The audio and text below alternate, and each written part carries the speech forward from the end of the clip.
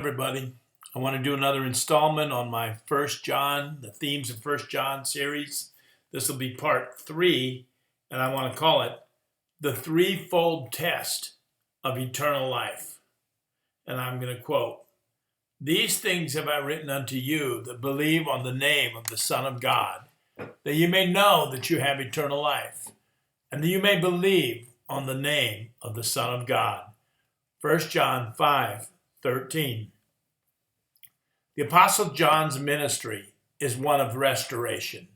The true knowledge of God had been supplanted in the minds of many believers by mystics, Gnostics, and false teachers and preachers and prophets, whose visions, dreams, and exotic spiritual experiences undermine confidence to the simple, earnest believer in their own simple faith in Jesus Christ. The issue is the knowledge of God. Who truly knows God? Who is truly anointed? What does it mean to know God? Who is Jesus?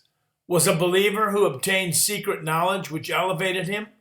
Or is Jesus God? Did he only seem to be in the flesh?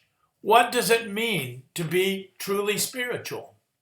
The Apostle John takes us back to the very beginning, giving us 3 simple theological statements concerning the nature of the only true God.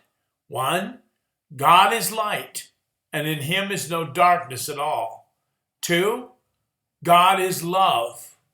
And 3, Jesus Christ has come and remains in the flesh.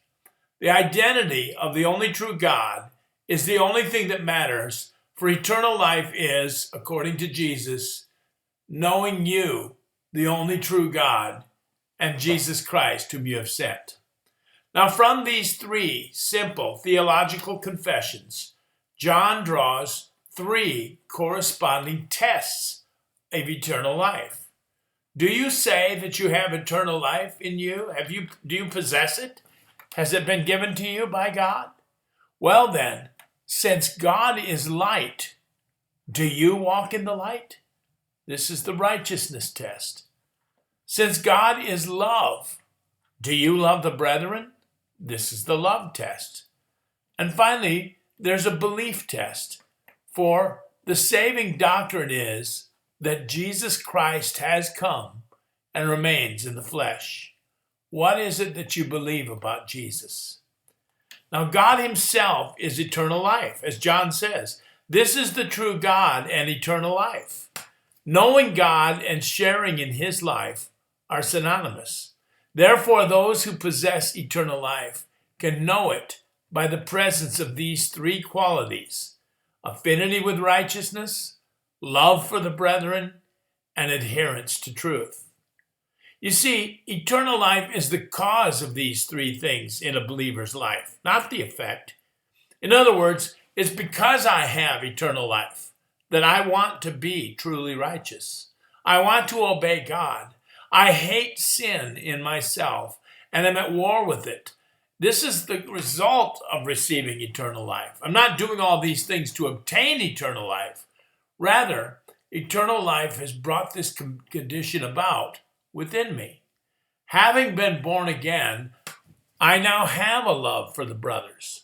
Eternal life makes me love my brothers. I can't hate them. I can't turn my back on the church. I can't hold on to petty grievances. For eternal life, the gift of God that I have received, will not allow it. Because I have eternal life, I must forgive, give, and seek the good of those whom God has put into my life. Eternal life is love, because God is love. We know we pass from death to life, John says, because we love the brethren, 1 John 3:14. And finally, I have to believe the truth about Jesus. Eternal life causes me to, and to continually hold on to the doctrine of Christ. Many Christians have periods where they're led astray by this heretic or that, but eternal life doesn't allow us to abide in error for long. Eternal life fosters within us an affinity with the truth. As Jesus told Pilate, all who are of the truth will hear my voice. John 18:37. This threefold test of eternal life, righteousness, love, and doctrinal adherence, shows up over and over again in the epistle, sometimes individually, and at other times with all three in the same passage, as John patiently reiterates just who it is that truly knows God and who is only fooling himself. For example, regarding righteousness and light, because God is light, John says, if we claim to have fellowship with him and yet walk in the darkness, we lie and do not live out the truth. 1 John 1:6. And since God is love and God is light, therefore, he that says he's in the light and hates his brother is in darkness even until now. He that loves his brother abides in the light, and there's no occasion of stumbling in him. 1 John 2:9-10. And also because God is love, we know we've passed from death unto life, because we love the brethren. He that loves not his brother remains in death. 1 John 3:14.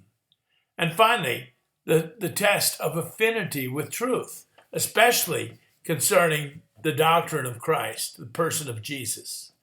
He says, they are of the world, therefore speak they of the world, and the world hears them. We are of God, and he that knows God hears us. He that is not of God will not hear us. Hereby know we the spirit of truth and the spirit of error. When you have the spirit of truth, you will hear the apostles. When you ignore the apostles, it is proof that you do not have the spirit of truth, but the spirit of error. All three of these tests are included in this one verse: righteousness, belief, and love as evidence of eternal life. Let me quote it. 1 John 5:1-3. Whoever believes that Jesus is the Christ is born of God, and everyone that loves him that begat loves him also that is begotten of him. By this we know that we love the children of God, when we love God and keep his commandments. For this is the love of God, that we keep his commandments, and his commandments are not grievous. 1 John 5:1-3. These are the things John wrote of, quote, that you may know you have eternal life. The presence of them are not to be seen as the way to obtain eternal life, for eternal life is a gift of God. No, these three things, affinity with love, affinity with righteousness, and an absolute affinity to the truth about Jesus, are the consequences of eternal life. The absence of these qualities in a person's life are indicators also. Those who do not hate sin, or who can with impunity hate the church or Christians, and who are ready at the drop of a hat to follow the latest heresy, have no reason whatsoever to believe that they truly know God, or in other words, that they have eternal life. More to come.